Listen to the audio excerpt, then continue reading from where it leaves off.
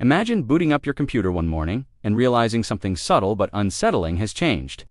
You click the Start menu, you open familiar apps, everything looks like Windows, feels like Windows, but under the surface, it isn't Windows anymore in the way we've known it for decades. That's the uncomfortable thought many people are starting to have.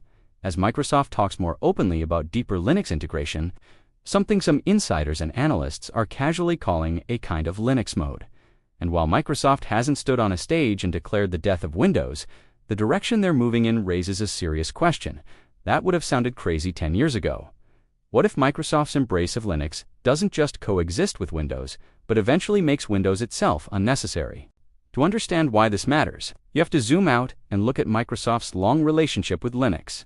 For years, Linux was the enemy. Steve Ballmer famously called it a cancer, and Windows was positioned as the only serious operating system for consumers and businesses alike.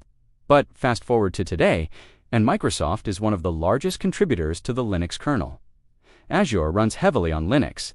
WSL exists. Microsoft ships Linux-based products, maintains Linux distributions for cloud workloads, and openly encourages developers to use Linux tools. That alone should already tell you something fundamental has shifted.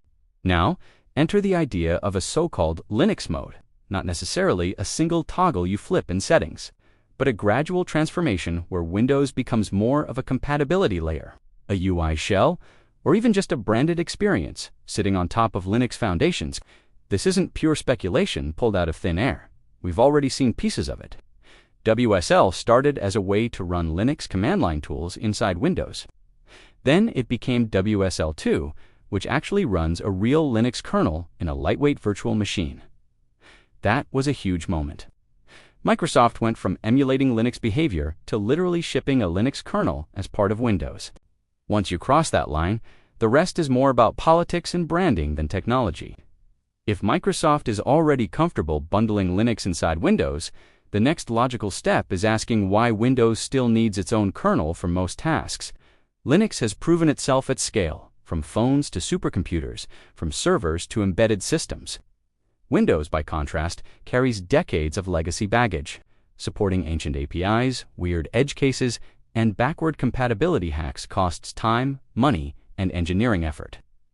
Linux doesn't have that problem in the same way, because it was never forced to drag around 30 years of consumer desktop history.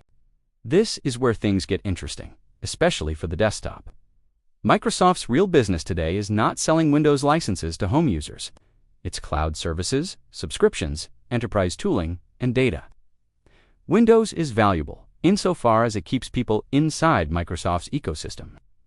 If Linux can do that job just as well, or better, then Windows becomes a means to an end, not the end itself. Think about what most people actually do on their computers now. Web browsing, email, streaming, document editing, messaging, some light photo or video work, and maybe gaming. A huge chunk of that runs in the browser. Chrome, Edge, Firefox, all cross-platform. Office runs in the browser. Teams runs everywhere. Even heavy apps are increasingly web-based or built on cross-platform frameworks, like Electron. The operating system becomes less important as long as it can run a browser, manage hardware, and stay out of the way. Linux already does that extremely well. In many cases, it does it better. It's lighter, more customizable, and more secure by design.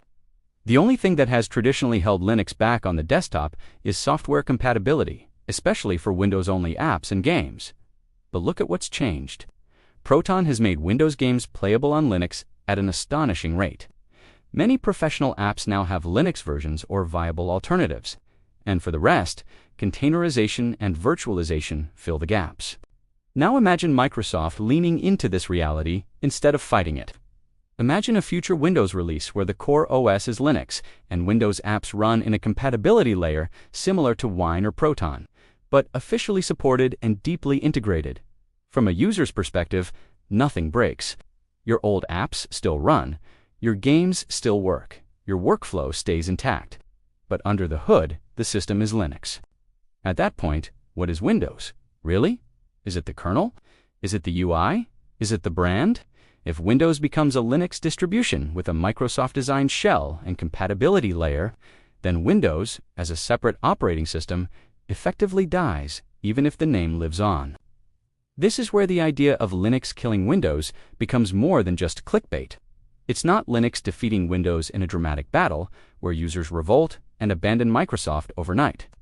It's Linux quietly absorbing Windows from the inside, becoming its foundation, while Windows dissolves into a layer on top. There's also a strategic reason Microsoft might want this. Maintaining a proprietary kernel is expensive. Security patches, driver support, hardware compatibility, performance tuning, all of it requires massive resources. Linux, on the other hand, benefits from an enormous global community and industry backing. Hardware vendors already write drivers for Linux because they need them for servers, Android, embedded systems, and cloud infrastructure. If Microsoft builds Windows on Linux, they inherit a huge amount of that work for free. Security is another angle. Linux's security model, combined with its rapid patching and transparency, is appealing in a world where cyber attacks are constant and increasingly sophisticated. Microsoft has improved Windows security massively over the years, but it's still a huge attack surface, partly because of its legacy. A Linux-based system could be leaner, more modular, and easier to lock down. Then there's the cloud connection. Microsoft wants your desktop to be an extension of Azure. Containers, Kubernetes, DevOps, pipelines, cloud-native development, all of this is Linux first by nature. Developers already prefer Linux for server-side work. By making the desktop Linux-based too, Microsoft reduces friction between development and deployment. WSL was the first step. A full Linux foundation would be the logical conclusion. Of course, there's a massive psychological barrier here. Windows is one of the most recognizable brands in tech history. People are comfortable with it. Enterprises have invested billions in Windows infrastructure, training, and tooling. Any radical shift risks backlash. But Microsoft has proven they can move slowly and quietly, changing things incrementally until the new normal feels inevitable. Look at how Windows updates have already shifted from major, flashy releases to rolling updates and service-based models. Look at how Microsoft accounts and online services have become more central. Look at how Edge replaced Internet Explorer and then quietly switched to Chromium under the hood. A move that mirrors exactly what we're talking about here. Microsoft didn't kill Edge. They rebuilt it on an open-source foundation and kept the branding. Most users never noticed or didn't care because it worked better. A Linux-based Windows would be the same playbook on a much larger scale. For Linux users, this scenario is both exciting and unsettling. On one hand, it would mean Linux finally wins the desktop in the sense that it becomes the underlying OS for the majority of personal computers. On the other hand, it would be Linux filtered through Microsoft's priorities, design choices, and business model. It wouldn't necessarily mean freedom, openness, or community control in the way traditional Linux advocates imagine. There's also the question of whether this would truly kill Windows or simply redefine it. The name might live on as a product experience rather than a technical reality. Windows could become a subscription-based desktop environment, tightly integrated with Microsoft services, running on a Linux core that most users never see. And then there's the alternative future, where Microsoft doesn't even bother keeping the Windows name in the long term.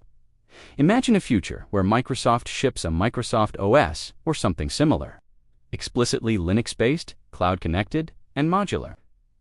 Windows becomes legacy, maintained only for older systems and slowly phased out, much like how Windows XP or Windows 7 eventually faded away.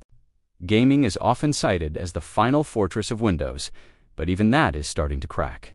Valve's work on Proton has shown that Linux can be a first-class gaming platform if Microsoft truly wanted to. They could accelerate this process dramatically by officially supporting Windows games on Linux through a compatibility layer and working directly with developers and GPU vendors. At that point, Windows' biggest advantage disappears. So when people talk about Microsoft's new Linux mode potentially killing Windows for good, they're really talking about a slow, almost invisible transition.